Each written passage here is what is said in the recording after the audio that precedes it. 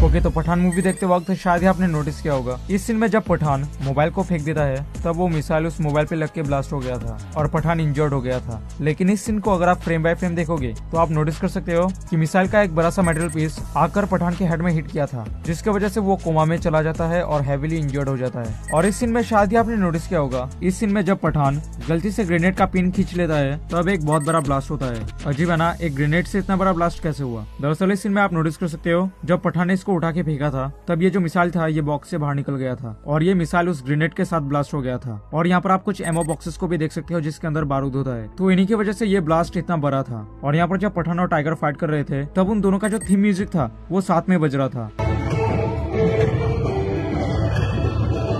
और आप जिम के बॉडी पे ये कंपास के टैटू को नोटिस कर सकते हो एंड इनमें कुछ कोऑर्डिनेट्स हैं। वेल, अगर आप इन कोऑर्डिनेट्स को गूगल मैप में डालोगे तो ये तुम्हें मुंबई का लोकेशन दे देगा। और इस फाइट में शायद ही आपने नोटिस किया होगा, और ये जो रक्त बीज था तब आपने शायद ही नोटिस किया होगा कि जब उसका रेड लाइट इंडिकेट होता है, इस सीन में एसआर के 20,000 बूबल्स रूबल्स कहते हैं। वेल, अगर आप इसको इंडियन रुपीस में कन्वर्ट करोगे तो ये होता है लगभग।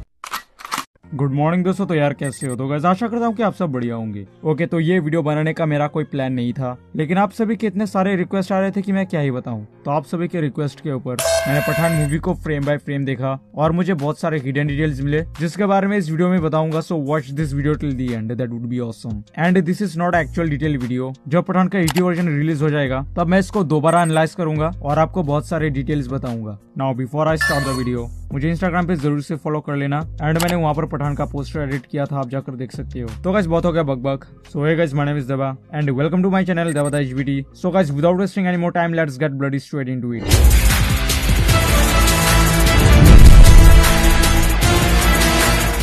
All right, detail number 1। तो इस सीन में हमें जनरल कादिर को दिखाया जाता है और आप नोटिस कर सकते हो कि उनके पास एक बैच है। वेल, इस बैच को कहा जाता है पैराट्रूपर्स बैच, और इस बैच को अपने सीने में लगाने के लिए आपको पैराट्रूपर्स बेसिक कोर्स कंप्लीट करना पड़ता है और शायद 50 से भी ज्यादा बार आपको हवाई जहाज से जमीन पे परफेक्टली लैंड करना पड़ता है, तभी जाके आपको ये बैच मिलती है। और ये स्टंट इतना खतरनाक होता है कि सोल्जर्स की जान भी जा सकती है। तो इससे मैं आपको बस यही कहना चाहता हूँ, ये जो जनरल कादिर थे ये कोई मामूली इंसान नहीं थे। He was one of the most powerful soldier. Detail number 2। And इस सीन में जिम पठान को अपने हेड से मारते हैं, लेकिन इस सीन को अगर आप फ्रेम बाय फ्रेम देखोगे तो आप नोटिस कर सकते हो कि जिम ने उसे कहाँ मारा था। फ्रेम बाय फ्रेम देखने से बहुत कुछ खुल जाता है, ठीक है, क्योंकि ऑब्वियसली ये सब फाइट रियल में नहीं था। Detail number 3। तो इससे पहले मैंने टाइगर जिंदा है के ऊपर डिटेल वीडियो बनाया था और वहाँ पर मैंने आपको एक डिटेल बताया था जो कि ये था।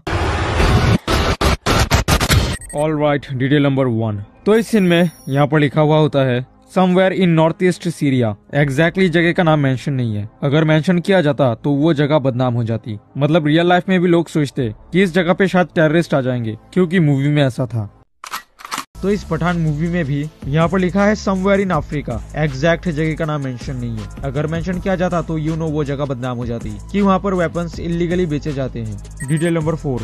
तो इस सीन में एसआर के कहते हैं आज से क्यों तुझे यकीन नहीं होगा। वेल, जब मैंने ध्यान से नोटिस किया तब बीच में एग्जैक्ट 5 सेकंड का एक गैप था और ये चीज मेरे को काफी सही लगा। तो इस सीन में एसआर के कहते हैं घुंघरू टूट गए, नाच। घुंघरू टूट गए अब नाच। वेल, क्या ये रेफरेंस है वॉर मूवी के घुंघरू टूट गए सॉन्ग का? अब हो सकता है क्योंकि दोनों के डायरेक्टर सेम ही है। वेल, इस मूवी में तो हमें केजीएफ का भी रेफरेंस देखने को मिलता है, रुको आगे जाके बताऊंगा। Detail number 5। तो इस सीन में जब पठान हेलीकॉप्टर से निकल रहा होता है तब ये आरपीजी फायर करता है, लेकिन आप नोटिस कर सकते हो कि वो अपने इस हाथ को यूज ही नहीं कर रहा है क्योंकि पठान ने इसके इस हाथ को ब्रेक कर दिया था इस सीन में। So I hope you understand. Detail number 6। तो इस सीन में ये बेचारा अपने आई में आई ड्रॉप डाल रहा होता है क्योंकि सारा दिन कंप्यूटर के स्क्रीन के आगे बैठ के पार करना आसान नहीं होता मेरे भाई।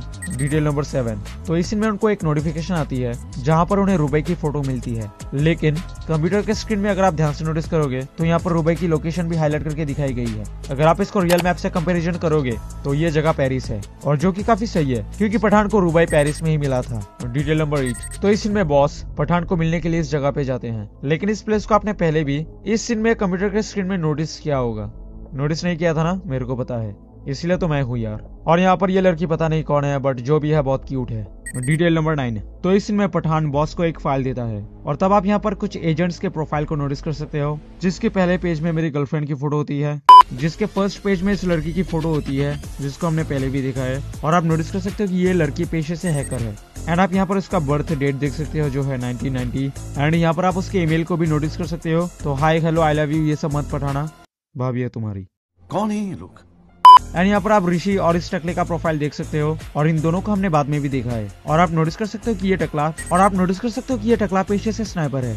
ये बेचारा लेटे लेटे काम करता है। Detail number 10। तो इस सीन में तो ये डिटेल मेरा फेवरेट है। इस सीन में एसआर के पठान जिम के कार में एक दे मारता है। एक धक्का मारता है, लेकिन जिम को कुछ नहीं होता, ठीक है। लेकिन जब जिम ने उसे धक्का मारा था अपने कार से, तब एसआर के अपने रास्ते से डाइवर्ट हो जाते हैं। वेल गाइस, ये वाला जो सीन था, ये इस सीन को फोरशैडो कर रहा था, जहाँ पर पठान जब जिम को एक मुक्का मारता है, तब जिम का ज्यादा कुछ नहीं होता, लेकिन जब जिम ने मुक्का मारा था, तब पठान का हाल बेहाल हो चुका था। तो डायरेक्टर की डायरेक्शन की तो दाद देनी पड़ेगी। डिटेल नंबर 11, जो कि मेरा फेवरेट है। इस सीन में जॉन के हाथ में कुछ लिखा हुआ होता है, everyone will come to my funeral to make sure that I stay dead. यानी कि जब तक तुम जिम का डेड बॉडी ना देखो, तब तक उसके मौत पे यकीन मत करना और उसके फ्यूनरल में भी मत जाना। तो इससे काफी ज्यादा हाई चांस बनती है कि जिम मरा नहीं, अभी भी जिंदा है। वेल, एंडिंग में हम जिम को ऊपर से गिरते हुए देखते हैं, लेकिन उसका डेड बॉडी हमें दिखाया नहीं गया। अब हो सकता है कि यशराज वाले जिम को लेके फ्यूचर में कोई बहुत बड़ा प्लान कर रहा है। Detail number 12। तो इस सीन में पठान और जिम फाइट के दौरान सेम मूव करते हैं। वेल गाइस, मैं आपको बता दूं,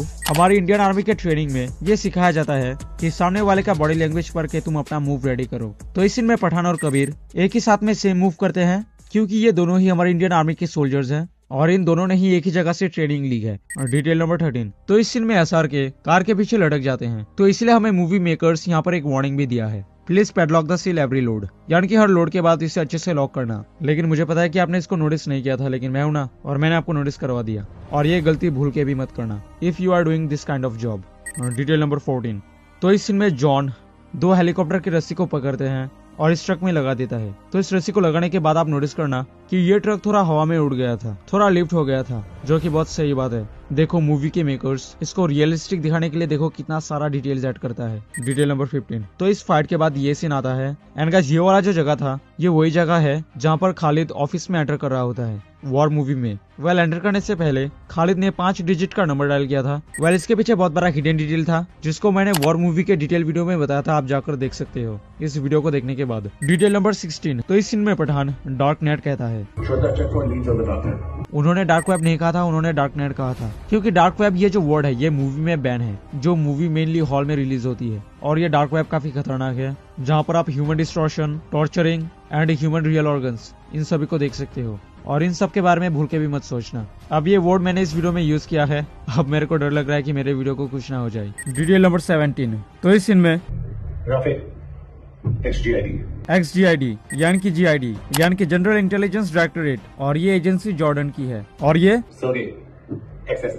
XSBU यानी कि SBU। वैसे मैं आपको बता दूं, अब ये SSU हो चुका है, यानी कि सिक्योरिटी सर्विस ऑफ यूक्रेन। और ये XAISE यानी कि AISE यानी कि एजेंसिया इन्फॉर्मेजियोनी ए सिक्योरेजा एस्टेरना यानी कि external intelligence and security agency, और ये एजेंसी इटली की है। और ये XISI यानी कि ISI यानी कि इंटर सर्विसेज इंटेलिजेंस, जो पाकिस्तान की है। और डिटेल नंबर 18। तो इस सीन में जब SR के इस बिल्डिंग को देख रहे होते हैं, तब बैकग्राउंड में एक म्यूजिक बज रहा होता है, ठीक है। एंड गाइस, ये म्यूजिक काफी हद तक सिमिलर है हिटमैन एजेंट, नहीं ये हिटमैन नहीं, ये हिटमैन एजेंट 47 के ट्रेलर के इस म्यूजिक से। आप खुद ही नोटिस कर लो।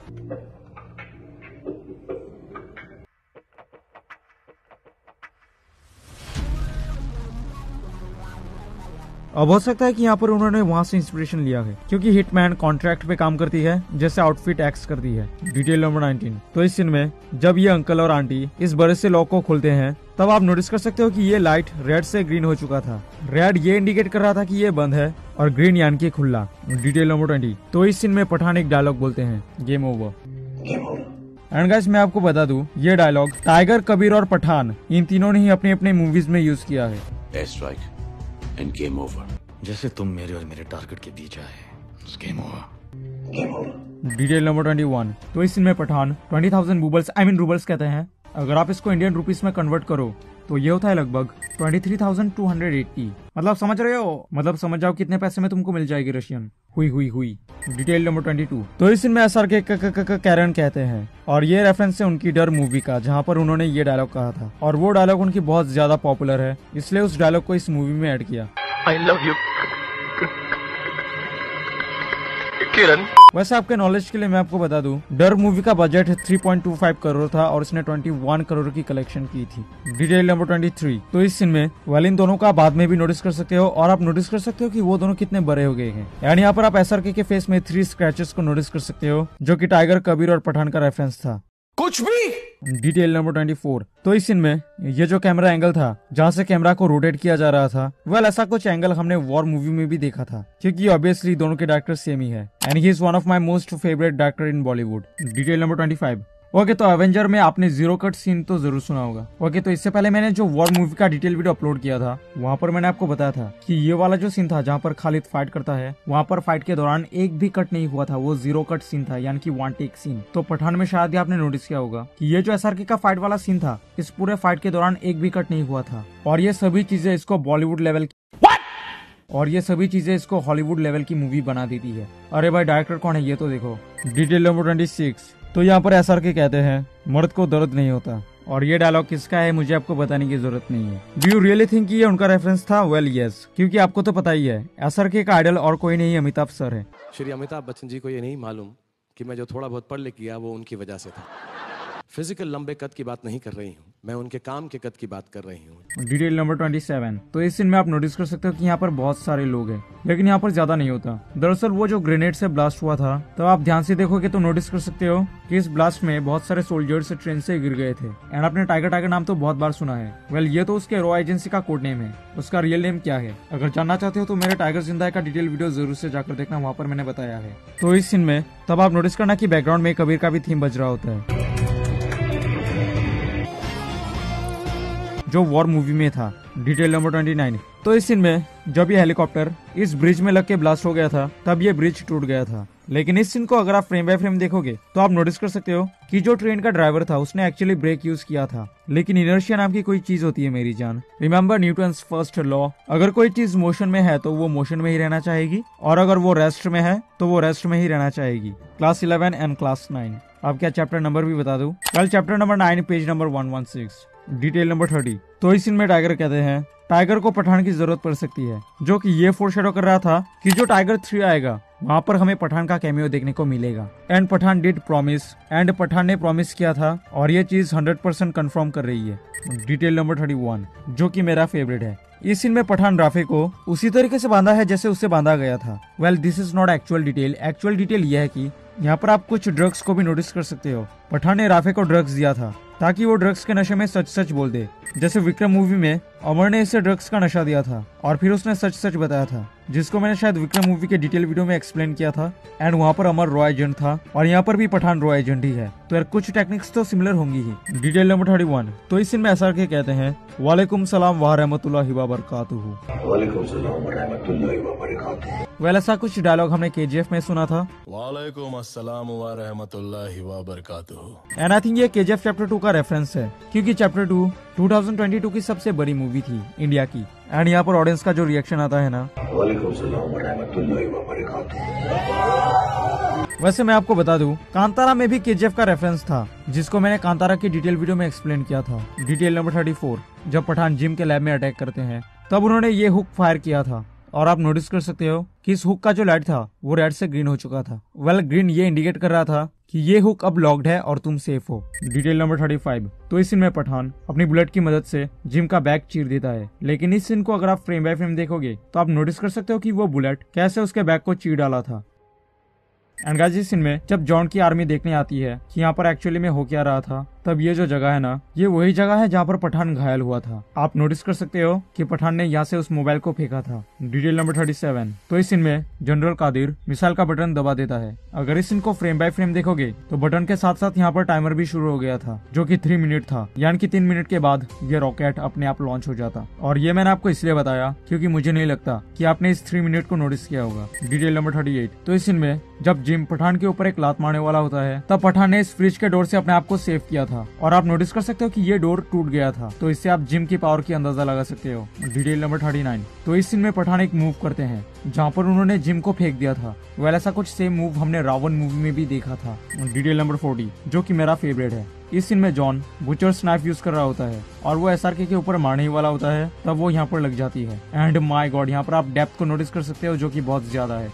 और ये अगर पठान को लगता तो सोचो क्या होता। तो इस सीन में जब एसआर के शॉटगन चला रहे होते हैं तब आप बुलेट के कवर को नोटिस कर सकते हो जो कि 12 गेज एमओ का है और ये बुलेट बहुत बड़ी और भारी होती है। अगर किसी को सामने से मारोगे तो उससे ये चीर देता है। तो इस सीन में एसआर के सामने से मार रहे थे, इसलिए ये गुंडा लोग एक ही बुलेट में ढेर हो जा रहे थे और वो दोनों डेटोनेटर स्विच के लिए लड़ रहे होते हैं। वेल ऐसा कुछ सीन हमने पहले भी मिशन इम्पॉसिबल फॉलआउट में भी देखा था, जहाँ पर वो दोनों डेटोनेटर स्विच के लिए लड़ रहे होते हैं और वहाँ पर वो जो वेपन था वो रक्तबीज जैसा एक गोल गोल था। क्या साबित करना चाहता है तू? बंदे को जिम कहते हैं। Join us Pathan, be rich, be powerful, be a लाश and died as a bloody hero. और ये जो रक्तबीज वेपन था, जब भी उसका लाइट इंडिकेट होता है तब एक साउंड आती है और ये प्रेजेंटेशन मेरे को काफी सही लगा और ये लाइट शायद ये फोरशैडो कर रहा था कि ये गोला एक्टिवेट है। और आप हमारे बाकी वीडियोस को भी चेकआउट कर सकते हो। मैं मिलता हूँ नेक्स्ट वीडियो में। Till then good bye, stay tuned, tata मेरी जान, जय हिंद।